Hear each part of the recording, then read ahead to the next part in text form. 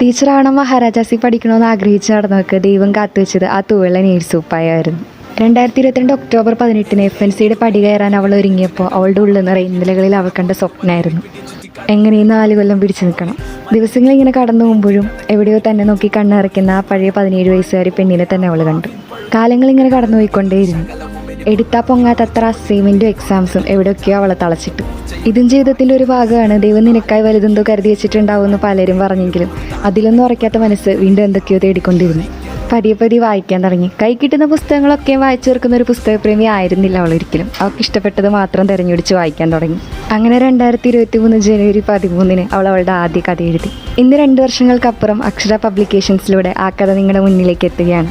സാഹചര്യങ്ങളുടെ കൂട്ടുപിടിച്ച് വേണ്ടാന്ന് വിചാരിച്ച് നിങ്ങളുടെ സ്വപ്നത്തിന് പുറകെ നിങ്ങൾ ഓടാൻ ശ്രമിക്കുന്നിടത്ത് നിന്നായിരിക്കും ഈ കഥയുടെ വിജയം. ചുറ്റും ഒരുപാട് ആളുകൾ ഉണ്ടായിട്ടും ആൾക്കൂട്ടത്തിൽ ഒറ്റയ്ക്കായി പോയ ആ മനുഷ്യർക്ക് വേണ്ടി. പുതിയുദയം ഇവിടെ വിധിയെ മറികടന്നു പതിയെ പോയ കാലം ചൂടെടുത്തത് ഞാൻ പിടിച്ചെടുക്കും അത് തിരികെ.